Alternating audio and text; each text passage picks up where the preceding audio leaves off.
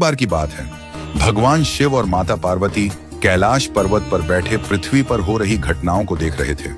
तभी माता पार्वती ने कहा, स्वामी, क्यों ना हम आज धरती पर चलें और वहां के लोगों का हाल जानें।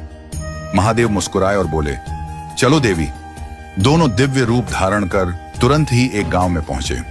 वहां एक नदी के किनारे बहुत से बच्चे खेल रहे थे। सभी बच्चे पानी में उछल कूद कर रहे थे, लेकिन माता पार्वती की नजर एक बच्चे पर पड़ी जो दूर एक पत्थर पर बैठा हुआ बच्चों को खेलते हुए देख रहा था। उसकी आंखों में उदासी थी और वह एकदम शांत था।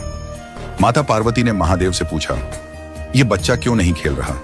इसे क्या समस्या है? महादेव ने उत्तर दिया, इस बच्चे का एक पैर टूटा हुआ है, इसी कारण यह नदी में खेलने नहीं जा सकता। माता पार्वती का हृदय करुणा से भर गया। उन्होंने महादेव से प्रार्थना की, हे स्वामी, कृपया इसका पैर ठीक कर दीजिए।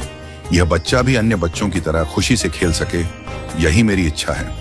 महादेव ने माता पार्वती की बात मान ली और दिव्य शक्ति से उसका पैर ठीक कर दिया। बच्चा खुशी से उछल पड़ा और नदी की ओर दौड़ गया। माता पार्वती संतुष्ट हो गईं और दोनों कैलाश लौट आए। अगले दिन माता पार्वती और महादेव फिर से उसी स्थान पर पहुंचे। उन्होंने देखा कि अब वही बच्चा नदी में अकेले खेल रहा है और बाकी सभी बच्चे किनारे पर बैठकर उसे देख रहे हैं। बाकी बच्चों के चेहरों पर भय और असहजता थी। माता पार्वती को यह देखकर हैरानी हुई। उन्होंने महादेव से पूछा, स्वामी, ये क्या हो रहा है? कल तो सभी बच्चे मिलकर खेल रहे थे, अब यह बच्चा अकेले क्यों खेल रहा है और बाकी दूर क्यों बैठे हैं? महादेव ने गंभीर स्वर में कहा, देवी, यह बच्चा पिछले जन्म में एक अत्याचारी राजा था। वह निर्दयता से अपने प्रजाजनों को पीड़ित करता था। अपने पापों का प्रायश्चित करने के लिए इसे इस जन्म में विकलांगता का दंड मिला था, लेकिन आपके कहने पर मैंने इसका पैर ठीक कर दिया। अब इसके कर्म चक्र में बदलाव हो गया। पैर ठीक होते ही इसने अपनी पुरानी आदतें अपना ली और इन बच्चों पर हावी हो गया। उसने अपनी ताकत और अभिमान से सभी को डरा दिया, इसीलिए अब ये बच्चे इससे दूर हैं।